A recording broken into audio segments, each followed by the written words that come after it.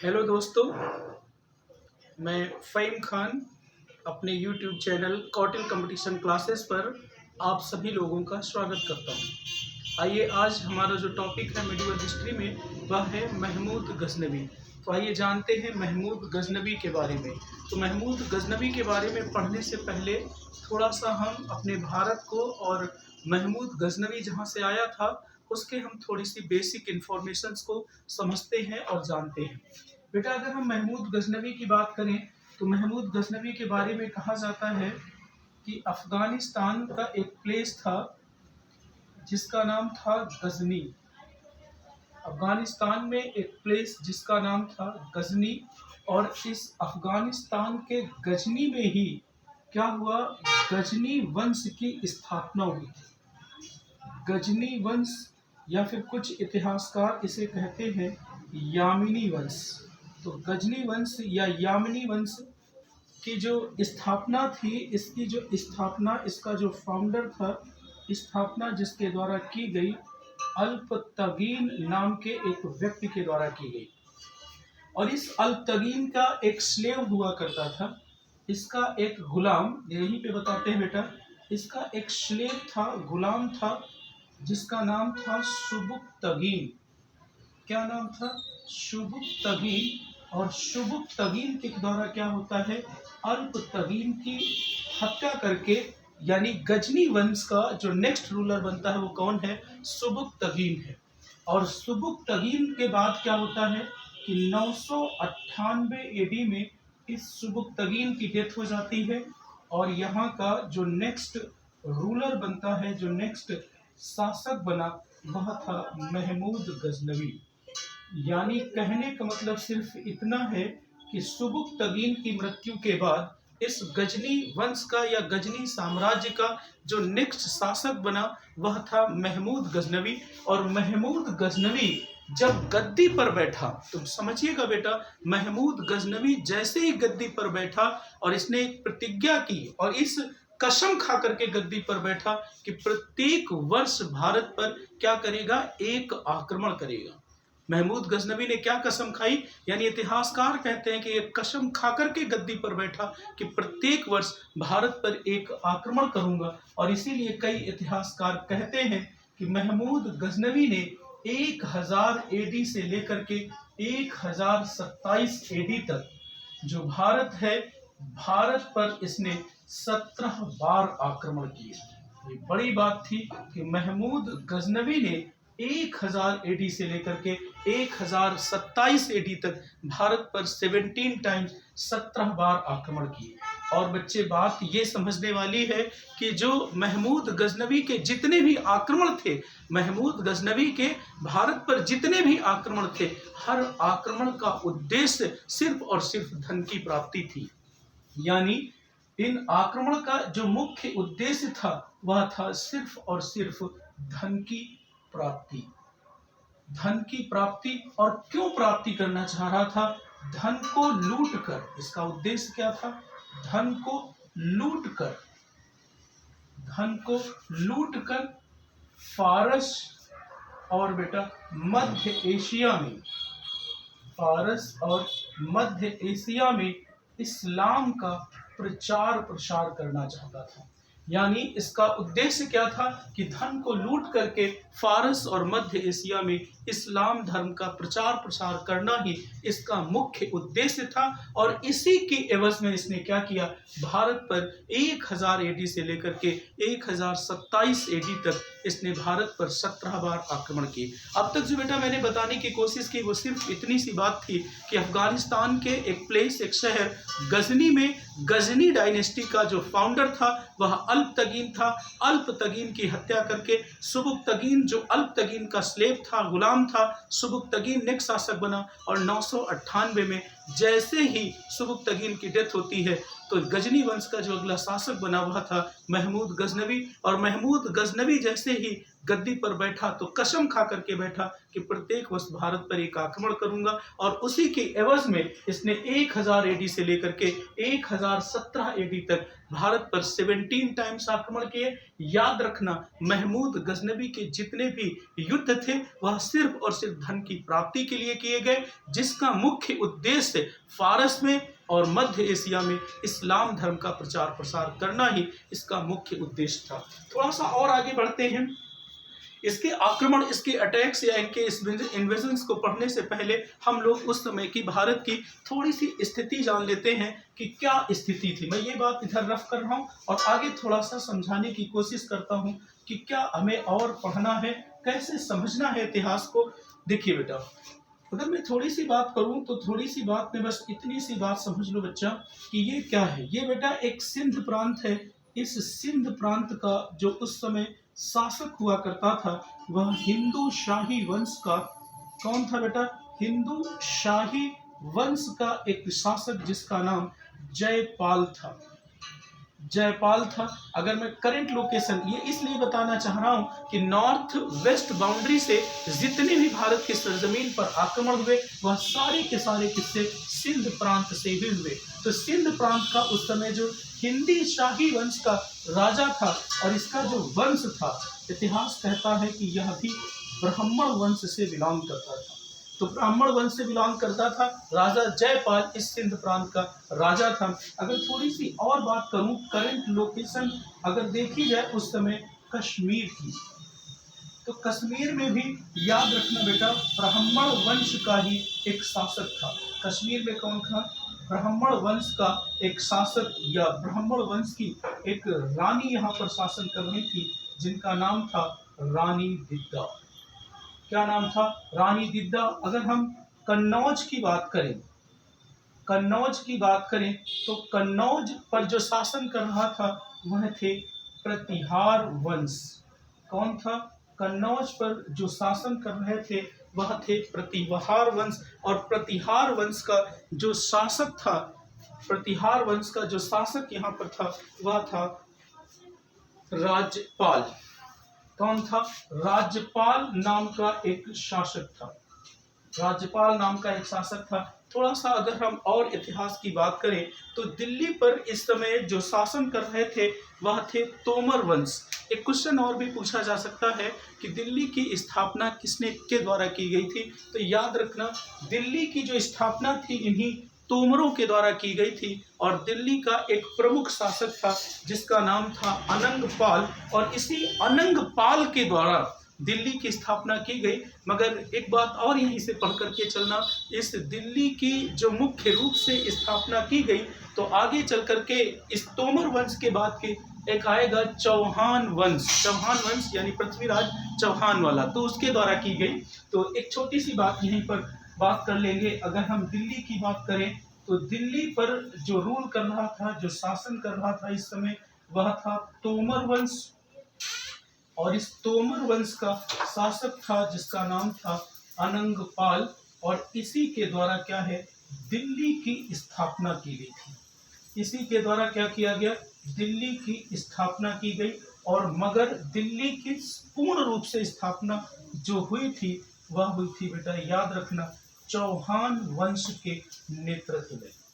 थोड़ी सी और बात अभी हम पढ़ेंगे और जानेंगे। अगर मैं करंट लोकेशन महमूद गजनवी के पहले की बात करूं तो महमूद गजनवी को हम लुटेरा कहते हैं, बुत शिकन कहते हैं, मूर्ति भंजक कहते हैं। बुत शिकन इसलिए कहते हैं क्योंकि यह मूर्तियों को तोड़ने वाला था। बुत शिकन, इसने मूर्तियां तोड़ी हैं। लुटेरा इसलिए कहते हैं क्योंकि इसके जितने भी युद्ध थे सारे के सारे युद्ध धन की प्राप्ति के लिए किए गए, और धन को लूट करके फारस और ईरान, यानी तब का फारस आज का ईरान में इस्लाम धर्म का प्रचार प्रसार करने के उद्देश्य से भारत में इसने अटैक किए। आइए थोड़ी सी और जानकारी हम पढ़ते हैं और समझना चाहते हैं और जाने। मैं रफ कर रहा हूं फिर आगे बढ़ता हूं। अगर महमूद गजनवी के थोड़े से और चीजों को हम पढ़ें तो देखें महमूद गजनवी ने क्या किया। मैंने आपको पढ़ाया था, अभी बताया था कि महमूद गजनवी ने 1000 एडी से लेकर के 1017 से 1027 एडी तक महमूद गजनवी ने भारत पर 17 बार आक्रमण किए।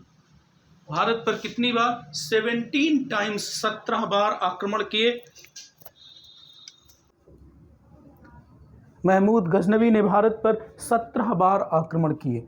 अब हम महमूद गजनवी के कुछ आक्रमण पढ़ लेते हैं।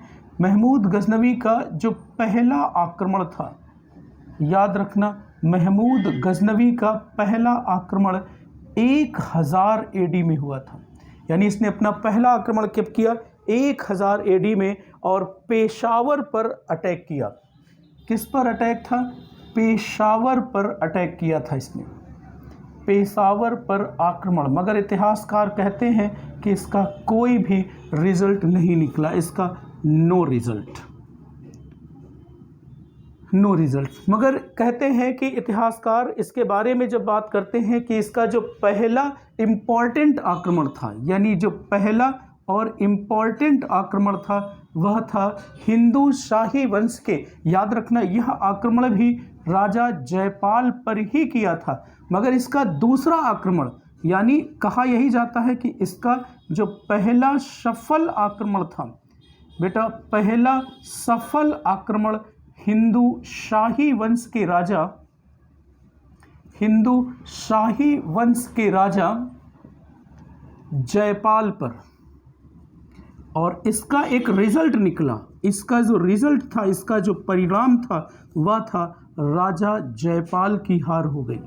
मगर याद रखना, महमूद गजनवी ने इसकी हत्या नहीं की, बल्कि इस पर व्यंग करके, हंस करके इसे छोड़ दिया। और यह बात राजा जयपाल बर्दाश्त नहीं कर सका। इतिहास कहता है कि यह भारत के इतिहास का पहला व्यक्ति था जिसने क्या किया?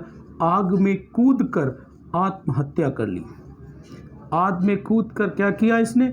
आत्महत्या कर ली। इसका जो दूसरा प्रसिद्ध आक्रमण है वह था 1004-5 एडी में मुल्तान शहर पर। और मुल्तान शहर पर उस समय जिनका शासन था वह थे करमाथी जाति के मुस्लिम। करमाथी मुस्लिम, इतिहास कहता है कि यह शिया मुस्लिम थे, और इनका एक शासक हुआ था फतेह अब्दुल्ला दाऊद, यानी अब्दुल फतेह दाऊद, जो इस समय रूल कर रहा था, शासन कर रहा था, उसकी हार हो जाती है।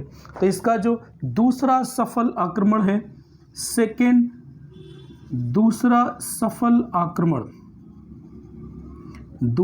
सफल आक्रमण जो इसका था वह था बेटा, याद रखना, 1004-1005, जिस पर आक्रमण है उस शहर का नाम है मुल्तान पर आक्रमण किया इसने। इस समय यहाँ पर शासन कौन कर रहा था? ये थे करमाथी मुस्लिम थे,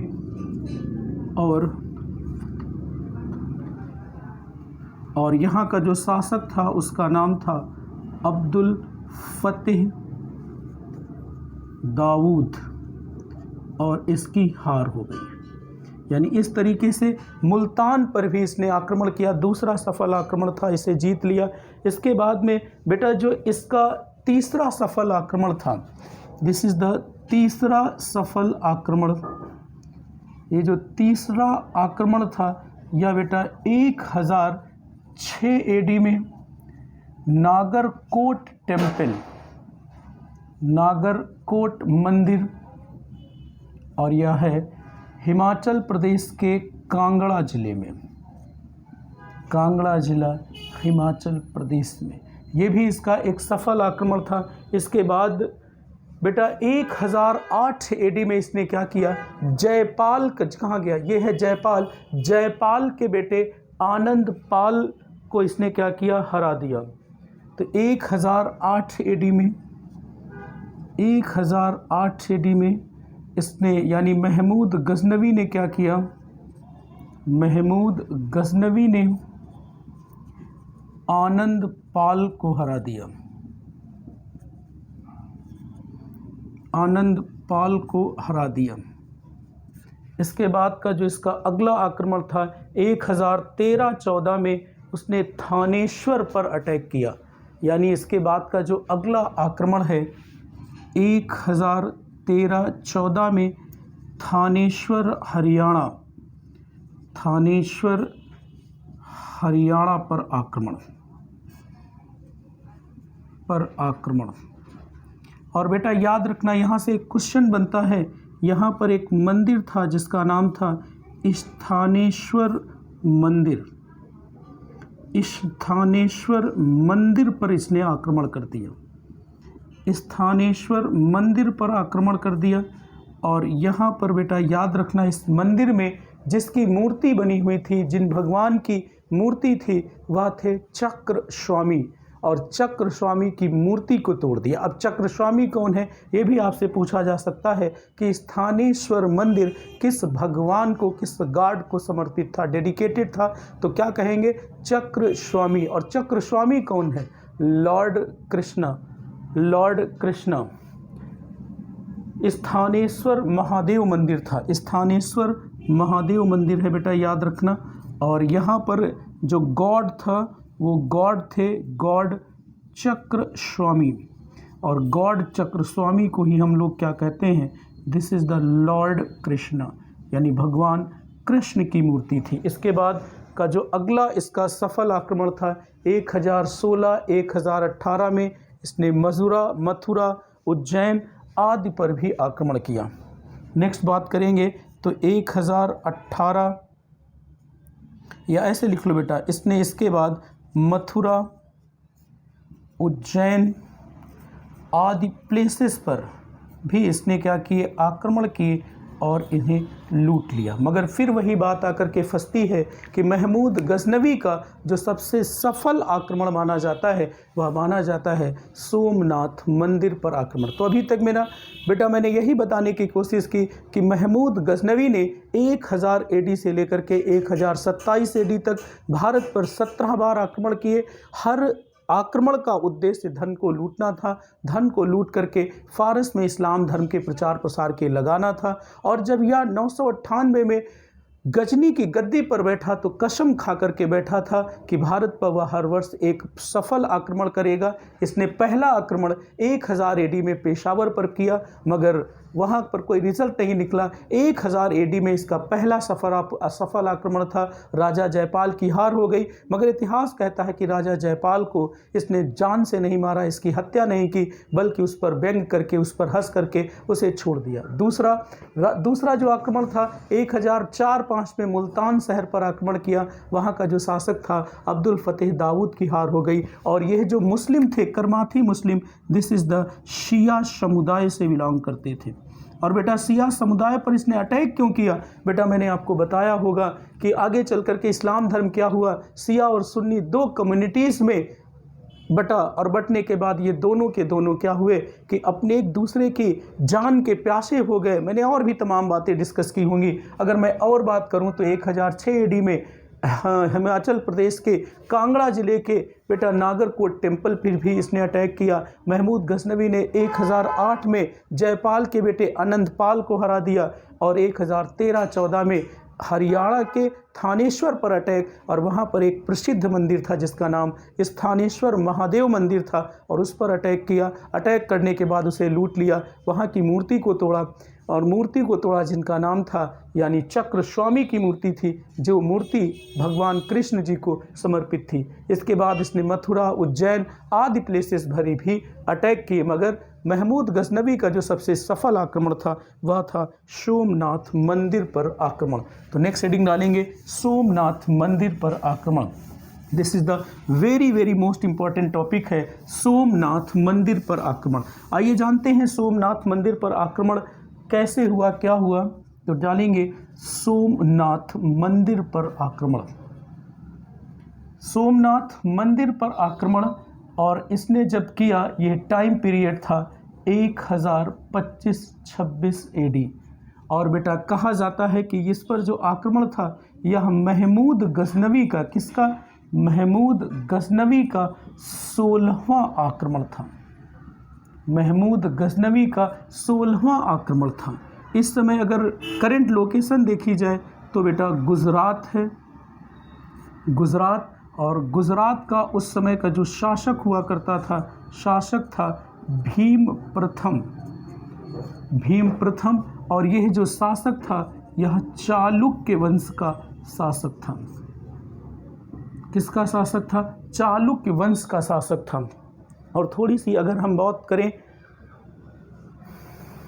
सोमनाथ मंदिर जो था बेटा, इतिहास कहता है कि सोमनाथ मंदिर लकड़ी का बना हुआ था, और लकड़ी का बना होने के साथ साथ सोमनाथ का जो मंदिर था वह भगवान शिव को, गॉड शिवा को समर्पित था, गॉड शिवा को समर्पित था। और भगवान शिव की जो मूर्ति थी वह हवा में झूल रही थी, हवा में टंगी हुई थी। और इतिहास कहता है कि ये सब देख करके महमूद गजनवी बहुत आश्चर्यचकित रह गया, मगर फिर भी वह मूर्ति पूरी की पूरी सोने की बनी हुई थी, और जो सोमनाथ का मंदिर लकड़ी का बना हुआ था, उसका जो डोर था, उसका जो दरवाज़ा था, वह सोने का बना हुआ था। इतिहास कहता है कि महमूद गजनवी ने उस डोर को लूटा और मूर्ति को लूट करके यह अपने वतन वापस जा रहा था। मगर रास्ते में क्या होता है कि जाट कम्युनिटी के द्वारा इस महमूद गजनवी के ऊपर आक्रमण किया जाता है, और जहां पर उन जाट कम्युनिटी के लोगों के द्वारा उस सोने के दरवाजे को लूट लिया गया। और लूटने के बाद कुल मिलाकर के जो महमूद गजनवी का अंतिम सफल आक्रमण है वह है 1027 AD में जाट कम्युनिटी पर। तो थोड़ी सी बात यहाँ पर करते हैं। यहाँ का जो शासक था भीम प्रथम था, यह डर करके भाग गया, और बेटा इसने क्या किया, यानी महमूद गजनवी ने, इतिहास कहता है कि महमूद गजनवी ने सोमनाथ मंदिर को लूट लिया, सोमनाथ मंदिर को लूट लिया बेटा, लूट लिया। और ये वापस जा रहा था, रास्ते में जाट कम्युनिटी के द्वारा इसका विरोध किया गया, और विरोध करने के बाद बेटा जो यहाँ से लूट करके जा रहा था वह मतलब सोने का जो डोर था वह जाट कम्युनिटी के द्वारा लूट लिया गया। और इसका जो सबसे अंतिम आक्रमण था, यानी जो 17th आक्रमण था, 17th आक्रमण था, वह था 1027 AD में जाट समुदाय पर। और इतिहास कहता है कि यहाँ पर महमूद गजनवी ने नरसंहार कराया था, महमूद गजनवी ने बहुत लोगों की हत्या करवा दी। और कुल मिलाकर के महमूद गजनवी का 17वां आक्रमण भी एक सफल आक्रमण था। थोड़ी सी और इतिहास की आगे की बात करें तो इतिहास कहता है कि 1030 AD में महमूद गजनवी की डेथ हो गई, महमूद गजनवी की डेथ हो गई, और इसके बाद इसका काम ख़त्म हो गया। थोड़ी सी बात और हम करेंगे कि महमूद गजनवी पहला व्यक्ति था, महमूद गजनवी पहला व्यक्ति था जिसने स्टैचू वर्शिप को कम्प्लीटली, यानी मूर्ति भंजक था, क्योंकि इस्लाम में मूर्ति पूजा को मत माना नहीं जाता, इसलिए इतिहास कहता है कि इसने मूर्तियों को तोड़ा। तो इस महमूद गजनवी को, महमूद गजनवी को मूर्ति भंजक क्या कहा जाता है, मूर्ति भंजक या फिर बुत शिकन। बुत शिकन का मतलब है मूर्तियों को तोड़ने वाला कहा जाता है। कुछ इतिहासकार इसे लुटेरा भी कहते हैं। क्या कहते हैं कि यह एक लुटेरा था, और यह दिस इज़ द पहला व्यक्ति था, यानी पहला मुस्लिम व्यक्ति था जिसने गाजी और सुल्तान की उपाधि धारण की, गाजी और सुल्तान की उपाधि धारण की थी। नमस्ते, आज की क्लास यहीं तक। अगर कोई भी बात हमारी समझ में ना आई हो तो हमारे कमेंट बॉक्स में ज़रूर करें, हमारे वीडियो को ज़रूर देखें, लाइक करें, सब्सक्राइब करें और अपने दोस्तों में शेयर करना कतई न भूलें। नमस्ते, आज के लिए इतना ही।